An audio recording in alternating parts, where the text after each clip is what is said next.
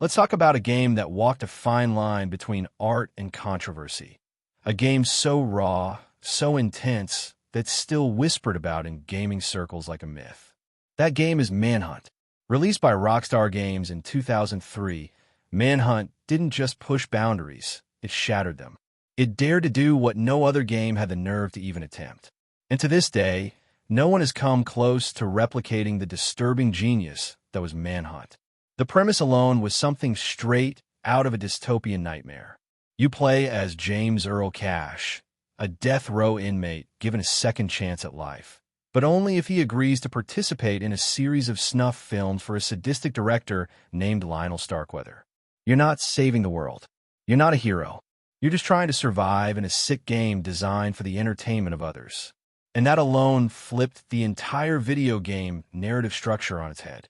But what made Manhunt truly unique wasn't just its story. It was how that story was told. The game didn't hold your hand.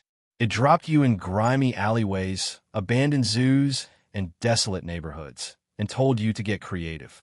The gameplay revolved around stealth and brutality. You weren't encouraged to run and gun. You were rewarded for how quietly and efficiently you could eliminate your enemies. And the more brutal your execution, the more praise you'd get from Starkweather. It created a chilling atmosphere where you, the player, became complicit in the horror. The game recorded your kills.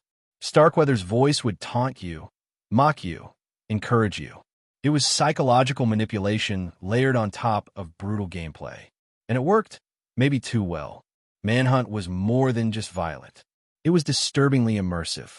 The audio design was unsettling, from the crunch of a plastic bag wrapped around a thug's head to the haunting ambient noise in the background.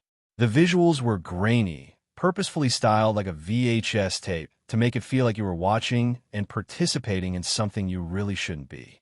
It felt wrong, and that's exactly why it felt so right. No other game has dared to go as far. Sure, there are violent games. Doom, Mortal Kombat, Postal, you name it. But Manhunt was different. Its violence wasn't cartoonish or over the top. It was personal, intimate. You had to sneak up behind someone and decide how brutal you wanted to be. The executions had levels, from quick and efficient to slow and sadistic. And the fact that the camera lingered, that the game made you watch what you'd done, turned the whole experience into a psychological mirror. You started asking yourself, why am I enjoying this? Do I want to see the most brutal execution just because the game lets me? And that's what made Manhunt genius. It forced the player to confront their own morality in a way that few games ever have. Of course, the controversy was immediate. Politicians condemned it. Ratings boards scrambled to classify it. It was banned in several countries and heavily censored in others. The sequel, Manhunt 2, was even more notorious. It was practically unplayable in its original form due to censorship and rating restrictions. Rockstar had to tone it down just to get it released. And by doing that, a bit of the magic, or madness, was lost. After that, the gaming industry got scared. Manhunt wasn't just a game. It was a test case for how far games could go before society pushed back. And the industry got the message loud and clear, don't go there again. And so no one did. Today, no mainstream developer would even consider making a game like Manhunt.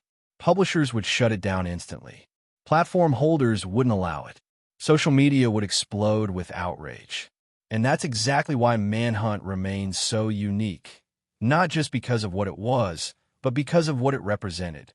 It was the last time a major developer, Rockstar no less, said, we're going to make something dark, disturbing, and completely unapologetic. And we don't care what anyone thinks.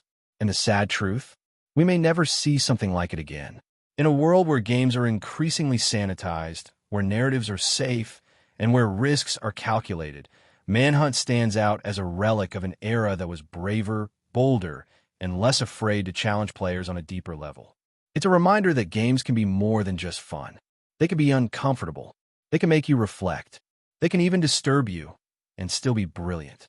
So here we are, decades later, and people are still talking about Manhunt. Still asking Rockstar to revive it. Still wondering why no one else has tried to follow in its bloody footsteps. And maybe that's the legacy of Manhunt. Not just what it did, but what it made the industry afraid to do ever again. But what do you think? Did you play Manhunt back in the day? Do you think the gaming industry has become too safe? Or do you think a game like Manhunt simply doesn't belong in today's world? Let me know in the comments below. I'm seriously curious what you all think. If you enjoyed this video, hit that like button. It helps a ton. And if you want more deep dives into legendary, forgotten, or controversial games, make sure to subscribe and hit the bell icon so you don't miss the next one. Thanks for watching, and stay sneaky out there.